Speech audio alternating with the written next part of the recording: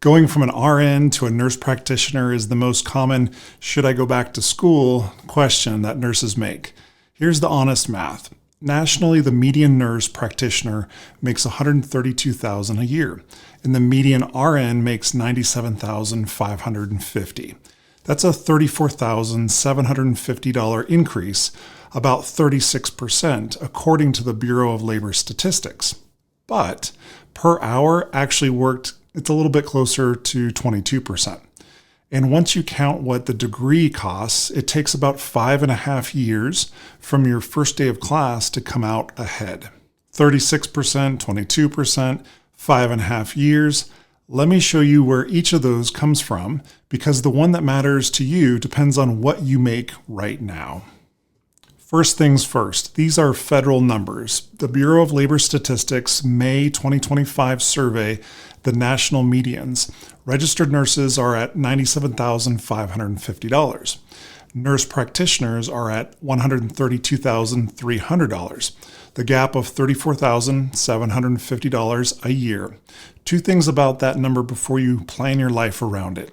It's a national number, so it blends California with Alabama, and it's a median. Half of NPs make less.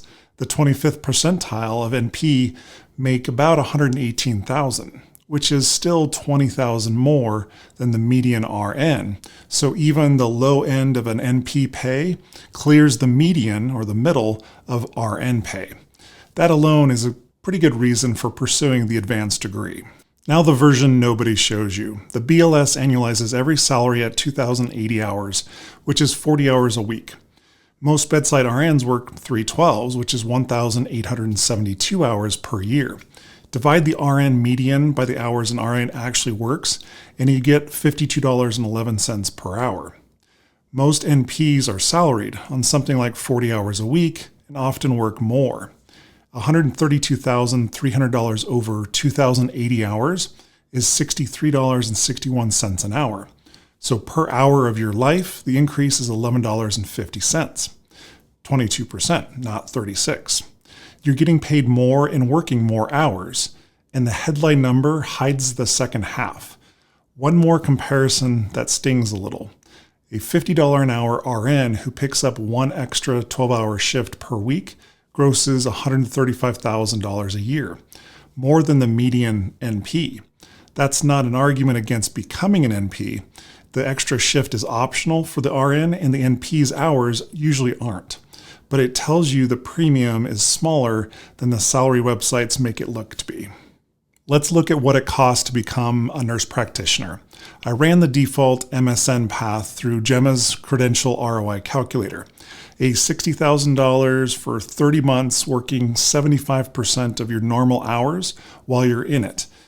The tuition is $60,000, but tuition is less than half the bill. Cutting to 75% of your hours for 30 months at the RN median is $60,969 of your wages you don't earn. And if you borrow half the tuition at this year's federal graduate rate, which is 8.07%, over a 10-year period of time, that's $18,000 in interest. That's a $402 payment every month for 10 years. The total investment comes out to $139,200. That's the number the $34,000 raise has to pay back. Let's look at all 20 years on one line. Your cumulative position versus staying an RN starting the day you enroll. It goes down at first. 3 years in, you've graduated, you've just started earning nurse practitioner pay. You're $76,000 behind the nurse who never left. By year 5, you've clawed most of it back. You're $16,000 behind. You break even at month 67, so 5.5 years after your first class. About 3 years after you graduate, then it compounds. 10 years in, you're $133,000 ahead. 20 years in, you're $468,000 ahead after tuition, after those lost wages, after the interest. If you pay attention to the band around that line, because it determines how much you beat the RN pay. If you land at the nurse practitioner 25th percentile, the lower part, and break even slides to the 8 years mark. and the 20-year number drops to about $218,000 a head. If you land at the higher amount, the 75th percentile, and it's 4 years and nearly $900,000 where you're ahead. Where you land depends on your specialty, the setting, and the state. The three things a national median just can't see. A lot of programs now push the DNP-direct route. It's same nurse practitioner license at the end, and if you run it, it's $95,000 in tuition, 42 months, and working about 60% of your normal hours. The investment nearly doubles, $263,000, and break-even moves from 5.5 years to nearly 10.5 years. At 20 years, you're $310,000 ahead instead of the $469,000. The DNP has real value for teaching, leadership, and some systems that require it. But the pay premium is the NP license, not the doctorate. If money is the question, the MSN is the answer, and the DNP is something to let your employer pay for later. 4 things move this for you, and the calculator I built takes all of them. Number 1 is your current pay. Everything here assumes you're at the RN median. If you're 10 years in making $60 an hour with a night shift differential, you might already be making what a new NP makes, and your premium is small or negative for a few years.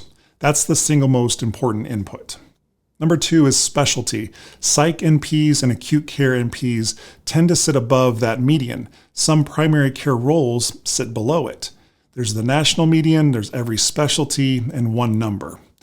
Number 3 is tuition reimbursement. I didn't model any, but you can. If your hospital pays $5,000 a year, break even moves up by months, not weeks. Put it in the calculator and check it out. And number 4 is loans.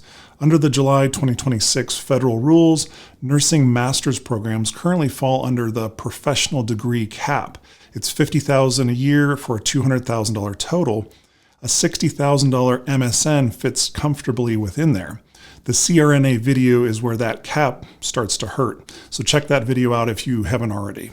So RN to NP, 36% more a year, 22% more an hour, and 5.5 years to break even from the median, and somewhere between $200,000 and $900,000 ahead at the 20-year mark, depending on where you land. Your number starts with your pay, not the median. Put what you actually make into the free credential ROI calculator at Gemma. Your rate, your program costs, how many hours you'd keep or keep continuing while you're going back to school, and what you'd borrow. It shows the total investment, the break-even month, and the 20-year line for your situation. The links are down in the description below. You can also scan that QR code if you want. And if you've already made the jump to an NP, share your nurse practitioner pay on Gemma. It's anonymous, it's license verified. The day enough NPs do this, the national median gets replaced with your specialty, your state, and the next RN asking this question gets a real answer instead of some guess or blended rate based off of a year-old survey. That 132,000 NP number is one national figure stretched across specialty, every setting, and every state. The same way the average nurse makes 92,000 number is. Watch this video next to see why that number is a lie and what to use instead.